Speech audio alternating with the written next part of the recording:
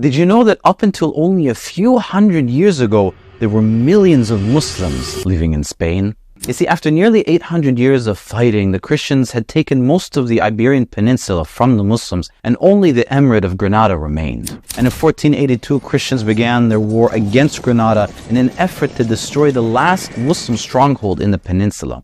Over the next 10 years, the Christians chipped away at Granada, seizing land and besieging cities. And by 1492, it was clear that the emirate would fall. And so, in a desperate attempt to save his people from the sword, the Sultan of Granada raised the white flag and decided to surrender. As part of the conditions of surrender, the Christians promised to protect the Muslims and guarantee their property, laws, customs, and religion. And now that the war was over, it seemed that those Muslims could perhaps return to their normal lives, even if it was under the rule of the Catholic monarchs. But soon, it became clear that this was not going to happen. In 1499, one of the archbishops in Spain began a campaign to force all of the Muslims in Granada to convert to Christianity. Those who refused were tortured and imprisoned. The Muslims were furious, and they led a series of uprisings against the Catholic monarchs, hoping to get their religious freedoms back. Within 2 years, the rebellions were suppressed, and any Muslim who had survived was given a choice: convert and be baptized, or be enslaved or executed.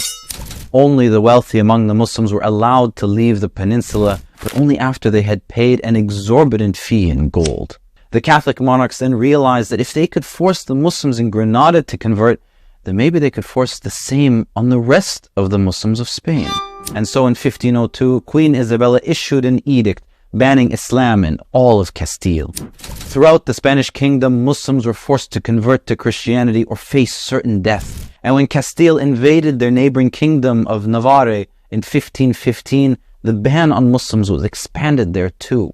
But that still left the Muslims in the Spanish kingdom of Aragon, who were free to practice their religion.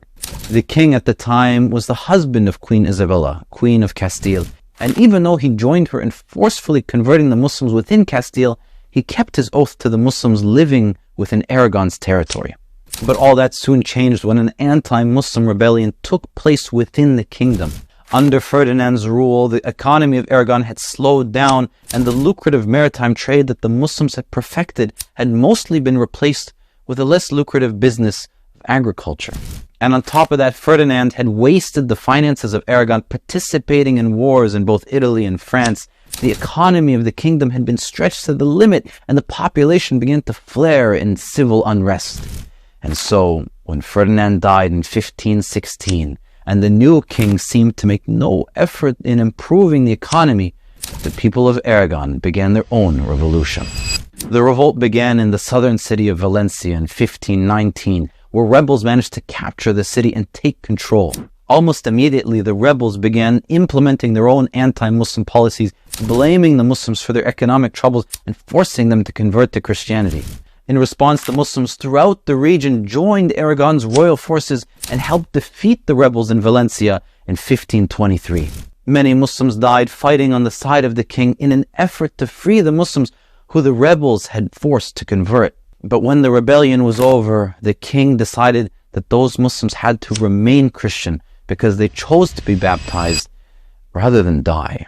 In his mind, they technically hadn't been forced. But this was only the beginning of the king's treachery, as in 1524 he asked the Pope to free him from his oath to protect the Muslims. The Pope eventually agreed, absolving him of any sin and allowing him to suppress the uprisings that were sure to come.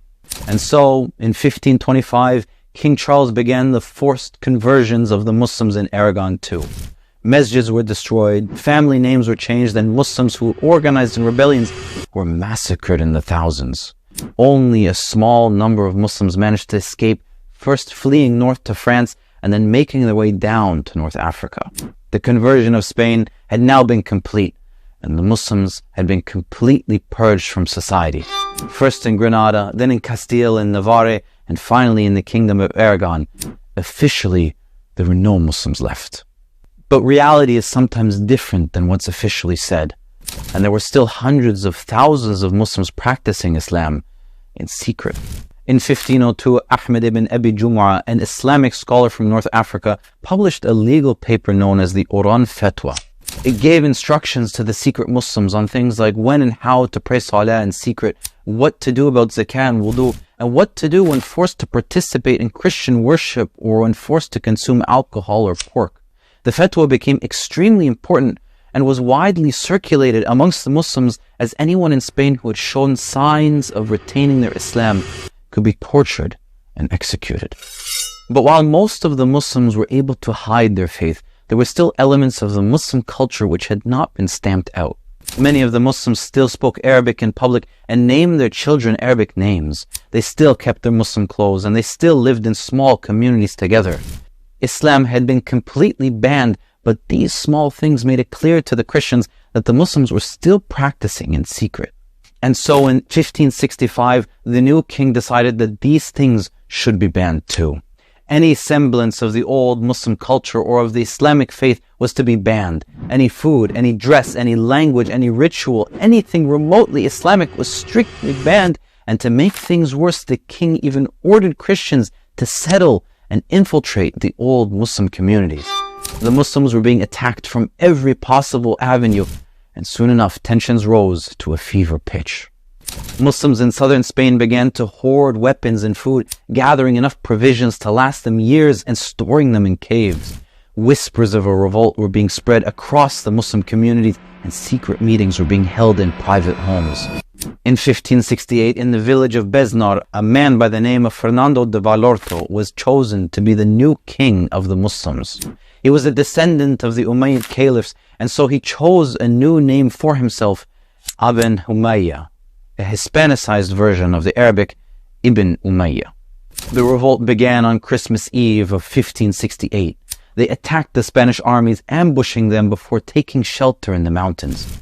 King Philip II sent army after army to deal with the guerrillas, and eventually he even sent his own half-brother to deal with them.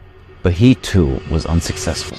Soon, supporters from the neighboring villages and sailors from North Africa and the Ottoman Empire joined the rebellion, and what started as a group of 4,000 quickly swelled to over 25,000. And now, with the support of other Muslim empires, it almost seemed as if the Muslims were about to re-establish a Muslim kingdom in Spain. But that feeling of hope wouldn't last. Infighting between the Muslims led to their first setback, and in 1569, Ibn Umayyah was assassinated and replaced by another Spanish Muslim by the name of Ibn Abu.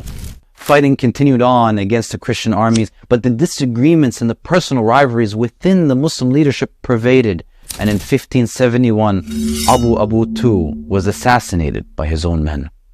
The rebellion was now over, and whatever Muslims were left alive were captured and enslaved or executed on the spot.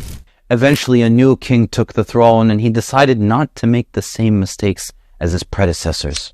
In 1609, he decreed that all Muslims or descendants of Muslims living in Spain were to be expelled. No Muslims would remain in the peninsula. Hundreds of thousands of Muslims were loaded up onto ships and sent away from their homes. Their properties, their homes, their livelihoods were all taken away from them. All that they had was whatever they could carry on their backs. Most of the Spanish Muslims now ended up moving to North Africa, with some others ending up in Istanbul. A few families here and there decided to move to Egypt and Arabia, and even fewer ended up in the Americas. And by 1614, the expulsion was complete, and the consequences were devastating. Some regions like Valencia relied heavily on the Muslim population. Fields were abandoned, infrastructure was decayed, and entire villages were left empty. And with no one left to pay the bills, nobles and landlords fell deep into debt. Many landlords were forced to increase rents on the remaining tenants just to pay their debts, which forced many of those people to leave the city and prevented new tenants from replacing them. And with that, the last remnants of a Muslim presence in Spain ceased to exist. Like and subscribe for more Muslim Facts. Una de las mejores convivencias que hubo en Europa era al-Andalus. Había un respeto en el sentido que tú podías tener derecho a ejercer tu culto y una sociedad que era musulmana pero que aceptaba al cristiano, al judío. Lo que dice Juan Goytisolo, el gran escritor, que aquí sufrimos de una amnesia histórica. No conocemos la memoria.